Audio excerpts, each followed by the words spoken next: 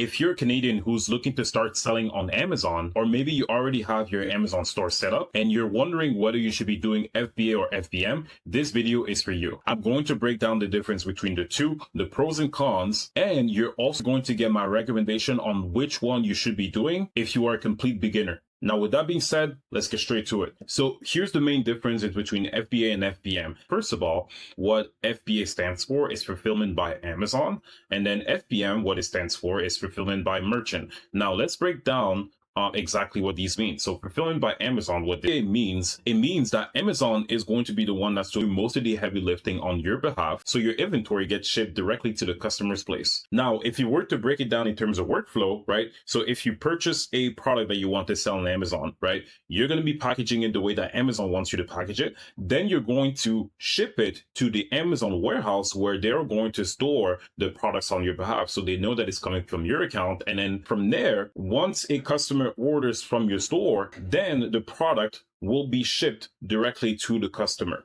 right? Using Prime shipping, because it's shipped to an Amazon warehouse, this product is now eligible for Prime shipping. So the customer, whenever they purchase it, they are eligible to get the shipment within 24 to 48 hours. Sometimes they can even get it the same day. So they order it in the morning and then they get it in the evening. Now, when it comes to fulfillment by merchant, it is super important for you guys to understand that what fulfillment by merchant is, it is a little bit different than FBA, meaning that you are going to be the one that's fulfilling the order from A to Z, which means that you would also be the one that takes care of customer service. If there's anything wrong in the order, you also would be the one that's, liable. But the way that this works is you would still be packaging the item so then it could be shipped from point A to point B, except instead of shipping it to the Amazon warehouse, you're going to be shipping it directly to the customer's address. So once you get an order, Amazon will notify you that you have an order and that you need to prep it and then ship it to the customer. So once you confirm the shipment, you can either buy the label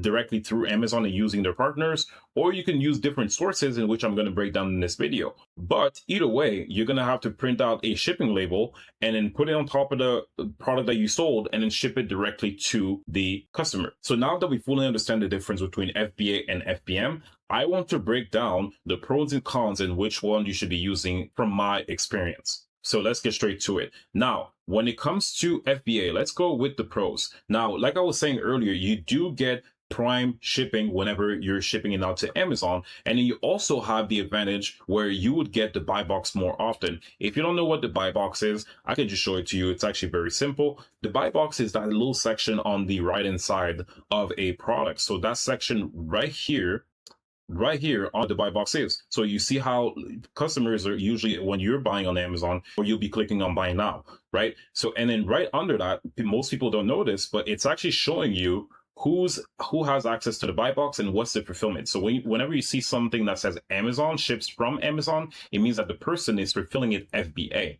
Now, if you see that it's ships from, and then you see the name of the store here, then it means that it would be FBM, right? So the person is actually the one that's fulfilling the order, and then which would also mean that they're paying for the label and then shipping it directly to the customer.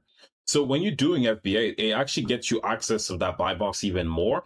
And the reason why it's actually super simple is because Amazon gets to deliver the promise of customers being able to get their products delivered within 1 to 2 business days, right? 24 to 48 hours, sometimes the same day.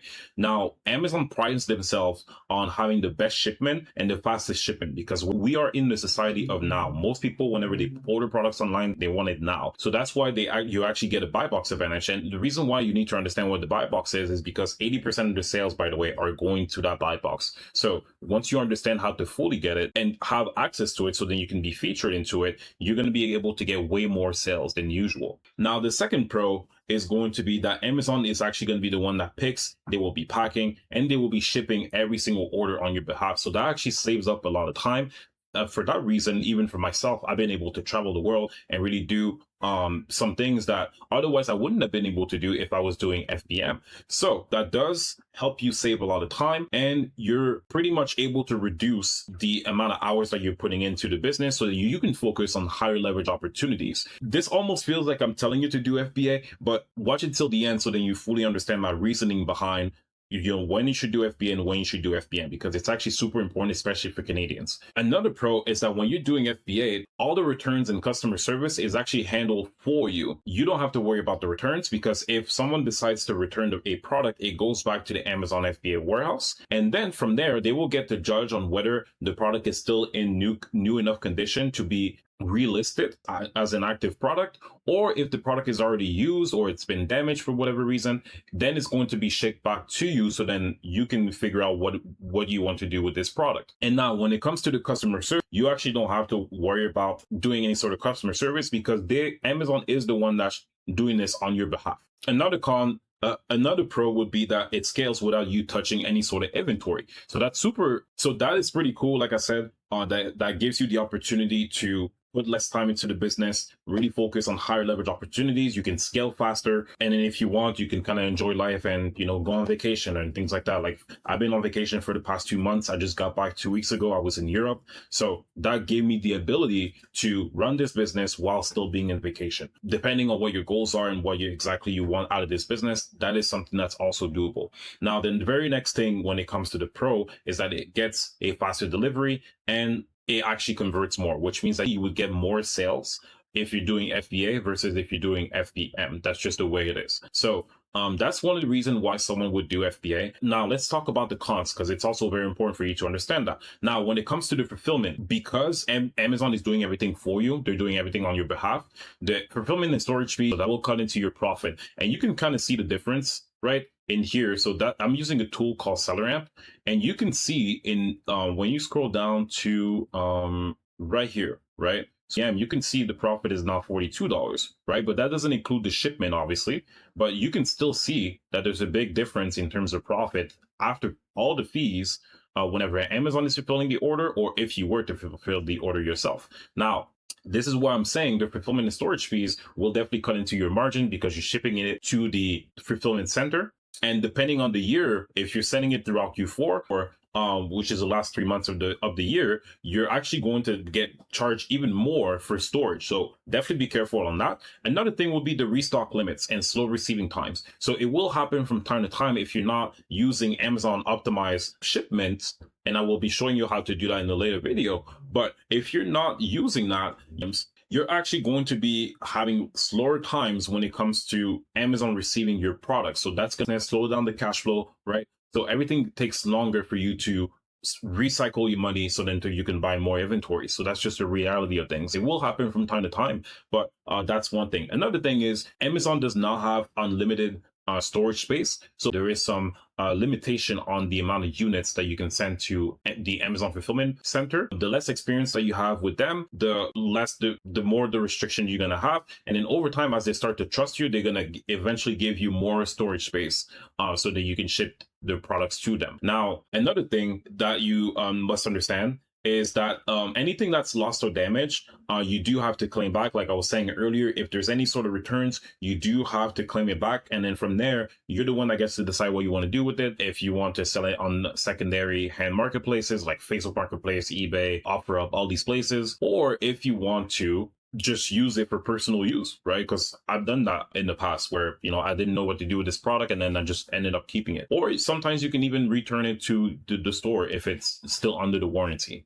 Now, the very last con would be that you're the one that's doing the prepping, right? When it comes to the labels, the polybag, and the bundling, right? Because Amazon wants their inventory shipped a certain way, and they will give you guidelines on what to follow and what to respect. You have to be the one that purchases labels, polybags, and cardboard, everything, so then it can be shipped to the Amazon warehouse, just like you would if you were to ship it to the customer. But you would have to still do it for when you're shipping it to Amazon. So that's really what it would look like if you were to do FBA. What are the pros and cons? And now let's break down the difference for FBM. So fulfillment by merchants, where you're the one that's packaging the item once again, and then you're shipping it directly to the customer. Here are the benefits when it comes to doing FBM. Now, the first thing is you're not going to have any FBA fees, so you actually do get more margin per unit. Now, there is a caveat when it comes to that. It is not every single product where you will make more if you do FBM versus FBA, because it depends on the dimension, it depends on the weight of the product, it depends on what it is. Some products, obviously if they weigh more, it's going to cost you more. We all know the shipping price in Canada, it's way more expensive compared to the US. So these are things that you need to be mindful of. Another thing would be that you have full control of inventory and shipping speed, which means that it helps you scale faster because you are in control of your cash flow, and it avoids having you to buy more inventory for you to do if you were to do FBA. Another pro would be that you wouldn't have any sort of storage limit or any warehouse delays, because once again, you're the one that's shipping the product directly to the customer.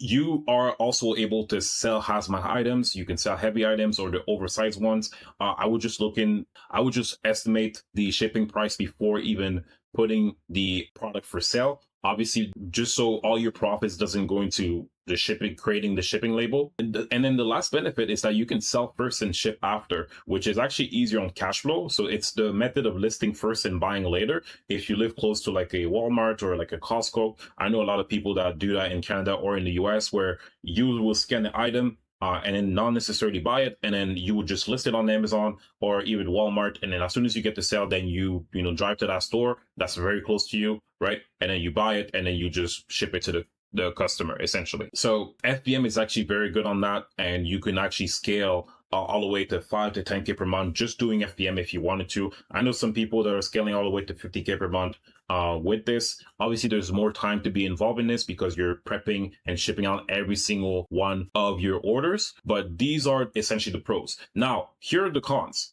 And I kind of mentioned a few of them, but let's go over them real quick. First of all, like I said, you handle every single order, returns, or messages, right? The messages is actually a big thing because sometimes you'll have a lot of people ask you questions. You're the one that has to deal with every single returns. Sometimes you're going to get some weird addresses, like the PO addresses, right? Some people live in the middle of nowhere, and then you're going to realize that, like, hey, if you ship to them, it's actually going to eat into all your profits. So these are all things where, like, when it comes to your shipping template, that you're going to have to change, right? You're going to have to innovate. You're going to have to make sure that everything looks good when it comes to that. There is no prime badge whenever you're using FBM, so there is going to be a lower conversion. So you would naturally get lower sales versus someone who's doing FBA. That's just the reality of things, and that's because of the shipment time, okay?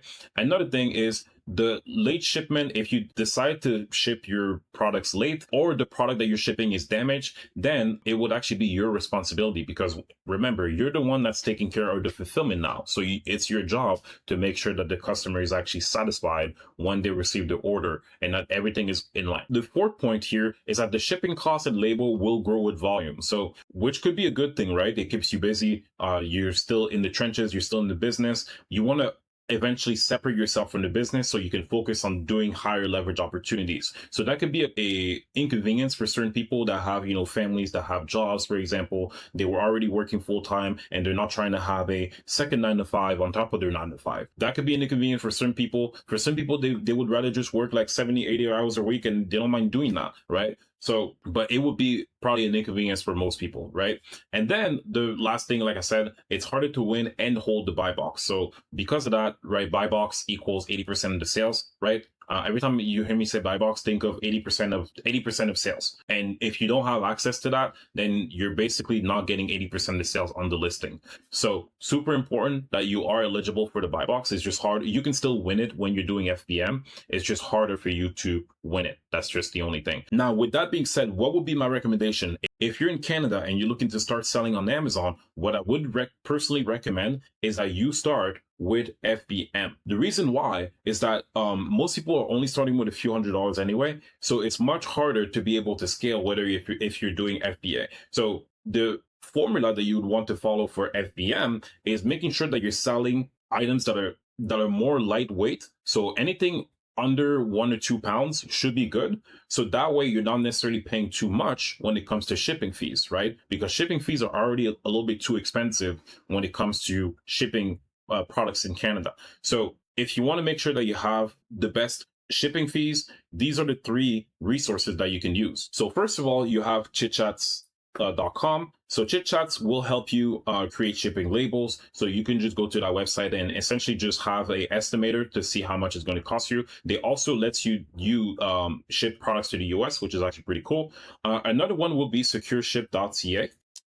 Pretty much like the same thing as chitchat, except that what they do is that they compare the rate for each and every single carriers in Canada. So I would recommend using that just so you can be able to compare all the shipping option and their prices and the speed and everything. Now, the very last option that you would have to ship products FBM would be to use the Amazon partner carrier. So they're currently using UPS. They also have FedEx that you have to partner up with. And the good thing is that with them, you actually get a discount when it comes to because Amazon already have a partnership set up. So try to see compare the prices from all three sources so that you can make sure that you have the best rate. Now, with that being said, for those of you guys who want to start with FBA, there's absolutely nothing wrong with that. As a matter of fact, when I first got started, the very first few sales that I had were FBM. So I purchased a router at a Walmart for $97. And the second I bought it, I essentially listed that product on my Amazon store,